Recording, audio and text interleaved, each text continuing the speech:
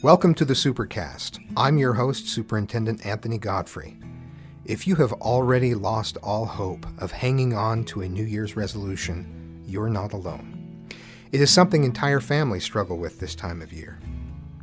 On this episode of the Supercast, Health and Wellness Specialist McKinley Withers shares his thoughts on realistic resolutions and how to make them last, working together as a family. But first, we have some fun with Riverton Elementary School students who have their own ideas about the best resolutions, like taking more naps in the new year. I'm Dr. Godfrey. What's your name? Kenneth. I want to ask you, do you know what a New Year's resolution is? No. No. Do you have any guesses? Yeah. What do you think it might be? It might be where,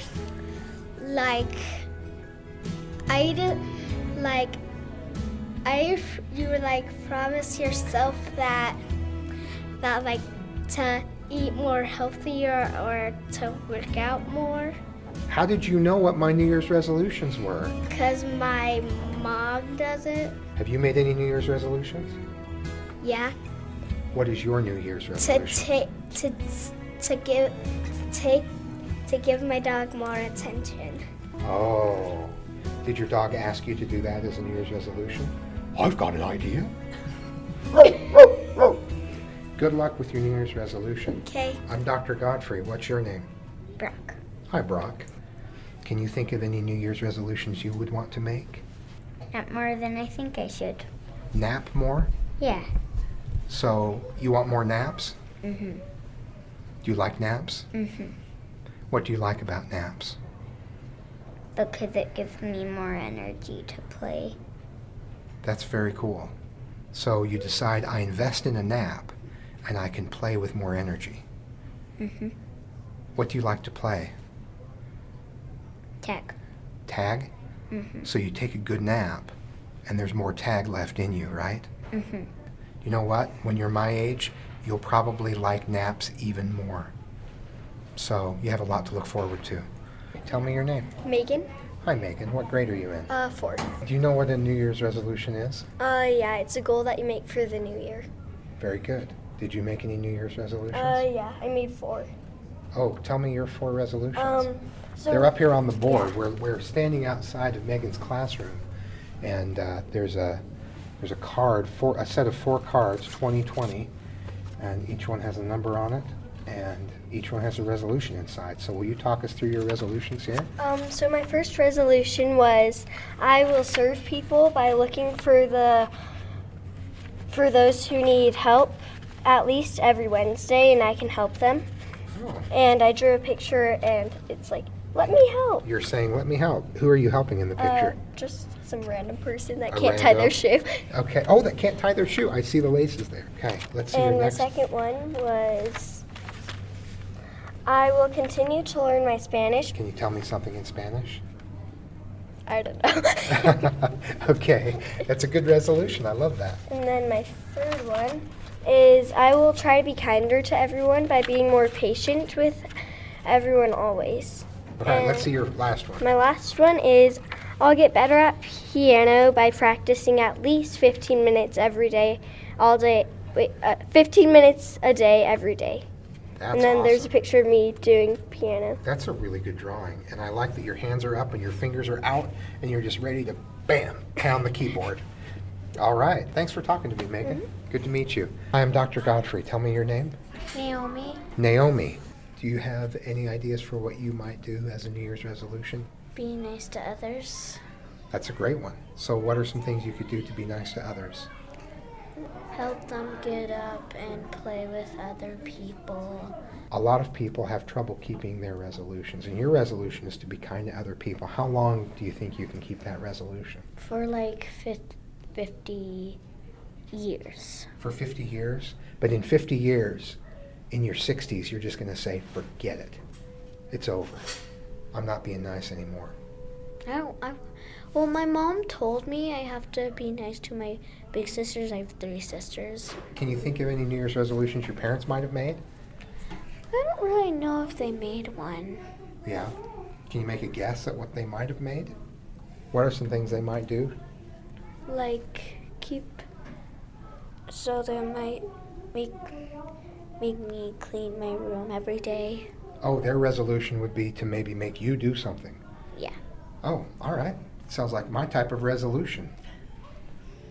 Do you need to clean your room more often, Naomi? It's Yeah. okay. Do you? Yeah. What happens? I have a lot of stuff on my floor. By stuff, do you mean clothing? Ah. Do you just stuff things under the bed and into the drawer, or do you put them where they go? Sometimes I stuff it under my bed. Do you? Are you surprised that I knew that you put things under the bed? Yeah, but my sister got sick of me like sleeping in the room because I was snoring a lot, but I don't actually snore. I keep telling her that. You keep telling her that? Yeah, and that's why we have our own rooms now. Because of your snoring. That never really happened. Now, how do you know you're not snoring if you're asleep when it happens?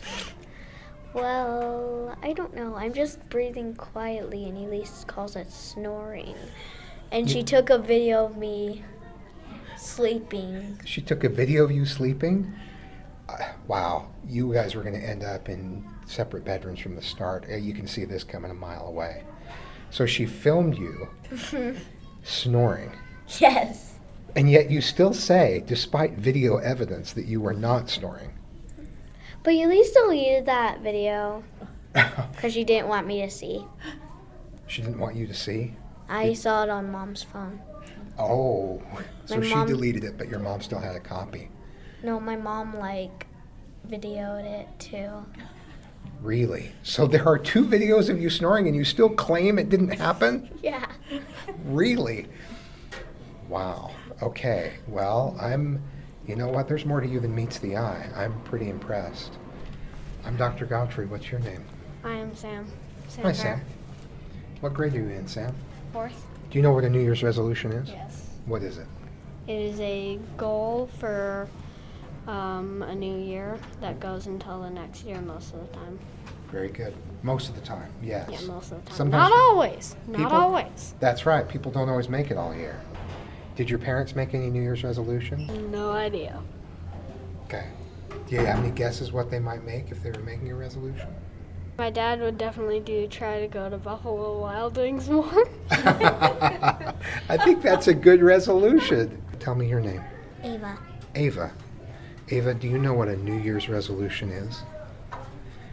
A New Year's resolution is something that mostly adults make. And a resolution is because the new year is starting, they think, well, in this new year, I'm going to do something different. If you were to make a New Year's resolution, something you wanted to do differently in 2020, what would you do? I would want to go swimming every day. Go swimming every day. That would be your New Year's resolution. Any guess what your mom and dad might have made as a New Year's resolution? I think they would not working anymore. Not working anymore. That's a good New Year's resolution, but it does come with consequences, doesn't it? Yeah. You might not get to swim as much if they didn't work. Their New Year's resolution might interfere with your New Year's resolution. That's awesome. Thanks to all the students at Riverton Elementary School for sharing their thoughts on New Year's resolutions that kids can keep. We're going to take a quick break, and when we come back, Health and Wellness Specialist McKinley Withers has some advice for parents and students on how to make our resolutions last. Do you want to know what's going on in Jordan School District? Maybe see your child or a friend featured in a school story? Check out our website at jordandistrict.org or follow us on Facebook, Instagram, and Twitter at Jordan District. Let's connect today.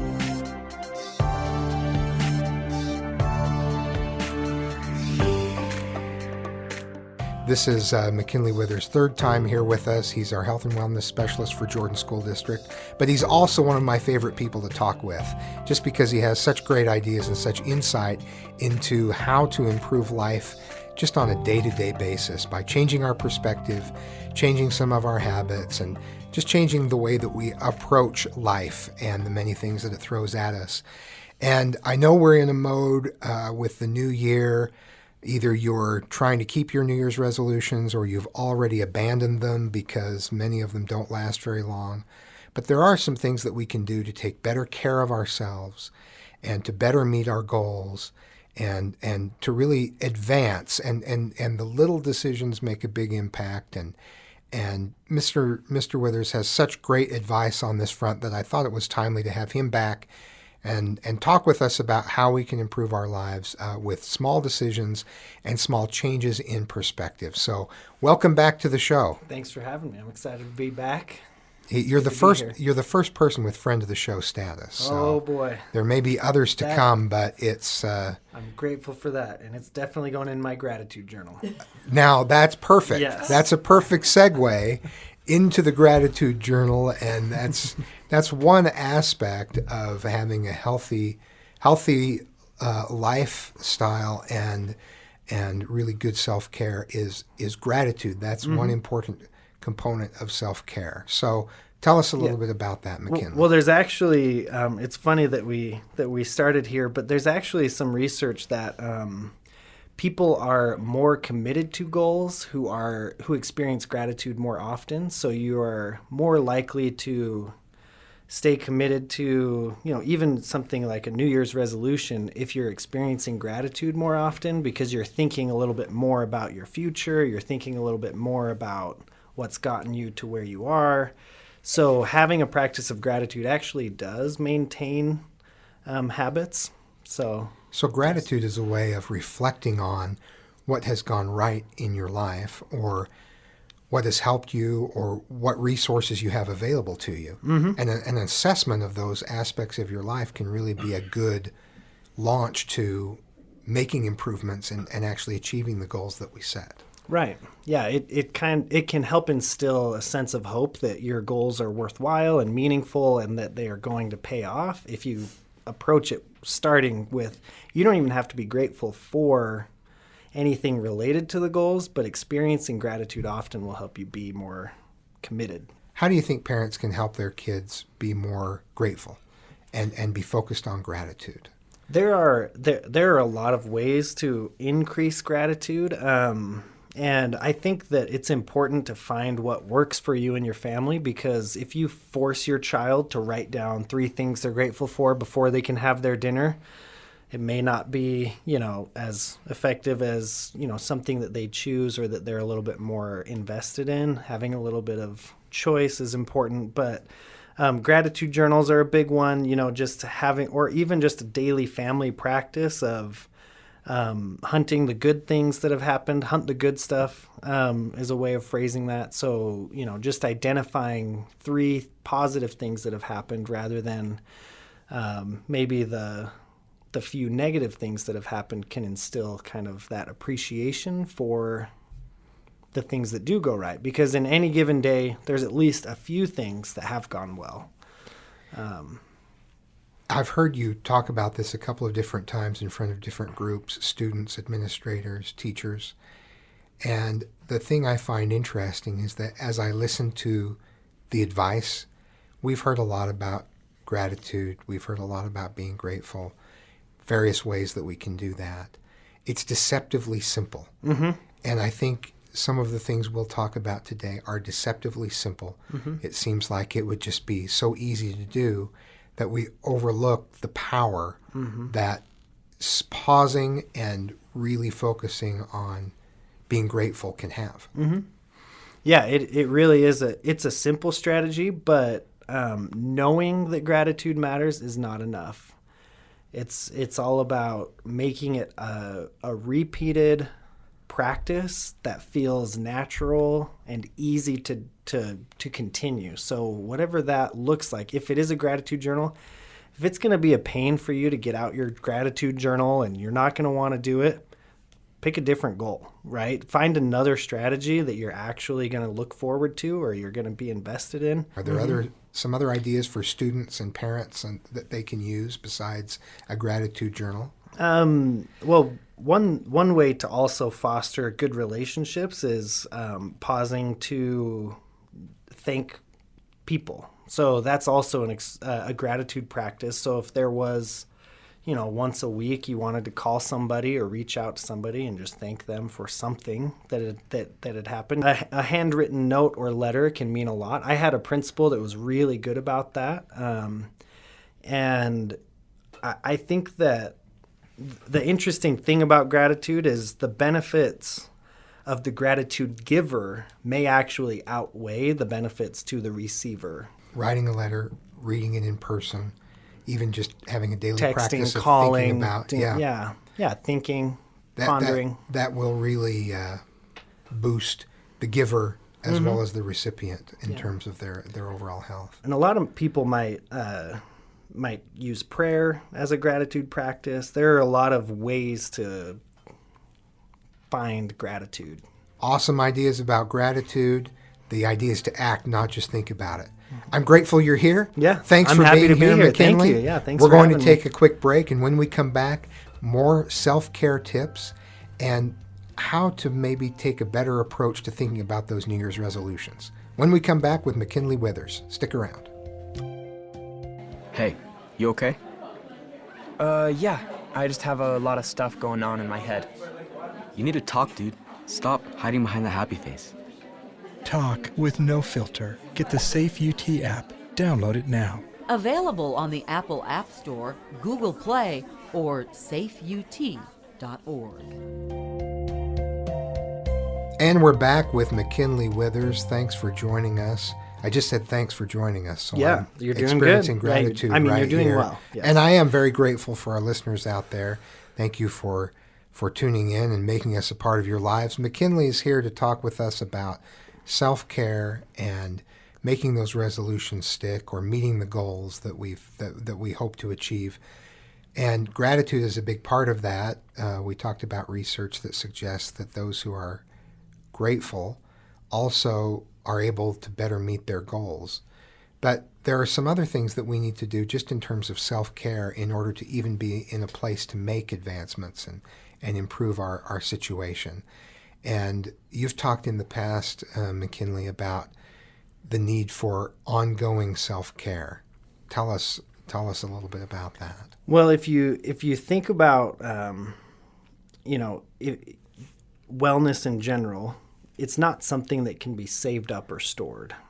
Everything that you do to improve your wellness will work, but it's not going. You can't have a really good year, and then you're just never going to have another struggle again, right? So it's important that we are constantly maintaining it. It can't be saved. I like to call it the wellness waterfall. So it can dry up easily if there's not something feeding it. It's more like a waterfall, not a reservoir. So you can't store your wellness and then rely on that really good year when times are tough. But you have to maintain the same rituals, habits, or routines when times are tough and when things are going well.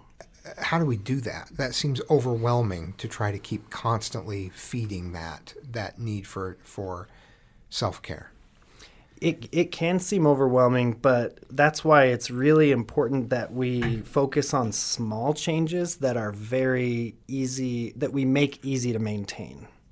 An example of that would be some companies have created what they call an irresistible staircase to encourage people to use the stairs more. So it can be hard if you're faced with either an elevator or stairs and you're going to the 6th floor, you'll probably naturally default to the easiest option, which is the elevator.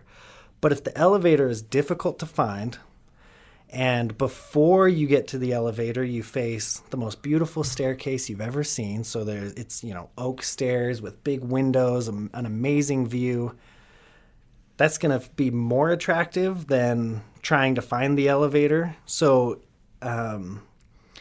having ways that we can make our healthy habits a little bit more irresistible. For parents working with students, if your child has homework, has difficulty getting to homework, the irresistible staircase comes in, where you basically create this environment where doing homework is a well-lit spot, maybe with a snack that's quiet, that's a place where you want to be. Yeah, having some way that it's not choosing between, well, I have all of my favorite video games right here on a comfortable couch and, amazing snacks. And then there's that dingy table over there with, with a textbook on it and a pencil. And I mean, any kid's going to make, well, I'm going to definitely go for the video games. But, so how can we make it more irresistible? This was my dad's theory with television, because we had a black and white television all through the 80s. It was the 90s before we got a color television. And you actually had to turn the TV off and on for the horizontal hold to take place. Otherwise, the picture would just kind of scroll. It was impossible to watch. I did not realize that MASH and Happy Days were actually filmed in color until the 90s, because and his theory was kind of like the opposite of the irresistible staircase. If we have a terrible TV, maybe the kids won't watch it. Well, I still got my pop culture fix, but I think to an extent it's true. It was kind of a miserable experience compared to what it could have been. Yeah. And so, and actually in a previous podcast when we talked about nutrition, the idea was have healthy snacks easily available and readily available. And the problem for me personally is that there's a lot of convenience associated with foods that are terrible for me. Yes. I think it's very convenient to pull out my phone and burn time as opposed to do the things that I should be doing. And that's probably very true for students too, that if it's irresistible to pull out the phone and it seems very resistible to be working on homework, then where are you going to end up spending your time? That's with the things that are easy and attractive. Yeah, and there's actually a way you could join those two together. It's called temptation bundling. So if you temptation bundling. That sounds like something that Verizon offers. Yeah, right. So they might bundle and save. Yeah, bundle and save. Yeah. So if you can find something that is tempting and enticing for you that you actually do enjoy, that you can bundle with the thing that you should do, but you're not as inclined to do. I think that it's important that you find ways to actually look forward to the thing you have to do. So if that means every time, if you like soda, rather than just say, if you've got another goal that you're working on, every time before you're about to sit down and do homework, get a big gulp. Who cares? Like, if that's going to motivate you to do something that you need to do, have the big gulp by your side and enjoy it through the process so that you can have something to look forward to. At the break, Sandy, one of our producers, was talking about cauliflower crust pizza. I have a lot of other goals to meet before I start eating cauliflower crust pizza. Let's just put it that way. I have a lot of other things to work on in terms of health and before wellness. You get there. Before cauliflower gets involved. That's with the last pizza. resort for you. I don't use those two words in the same sentence generally. I admire all of you out there who do. I got a lot more steps to go to get there. And speaking of food, I love food analogies, and so tell us about the hamburgers of happiness and how that relates to self-care and meeting our goals and expectations for ourselves. Okay, so before we talk hamburgers, I'm gonna just clarify when we're talking about self-care, it can be easy to think of for some reason, the image of Macaulay Culkin in Home Alone when he is in the hotel room with all the ice cream and he's watching whatever he wants and just enjoying the moment. Yes. That can sound like self-care.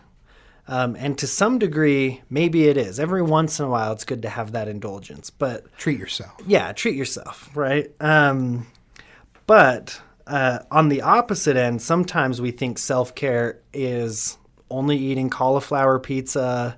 I only spend my free time at the gym, and I don't really. You've stopped enjoying your life because you're taking such good care of yourself. Exactly. So where is the middle between those two? And that's and that's what the hamburgers of happiness is. So there are a lot of, and this is from a psychologist from Harvard named Tal Ben-Shahar, and so there are a lot of different kinds of hamburgers in the world. Some are better than others.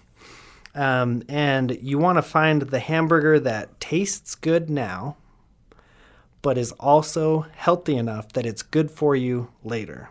Okay. So it might make it easier to understand if we think about the contrast. So there are some hamburgers out there that taste really good now, but are probably bad for us later. There are junk food burgers out there. There are some that they're delicious, but they have absolutely no nutritional value, no health benefits, so they're bad for us later. That would be kind of the one end of the scale, where our self-care would be ice cream, TV shows. We're just indulging in the present and we're enjoying the present, but it's to our future detriment.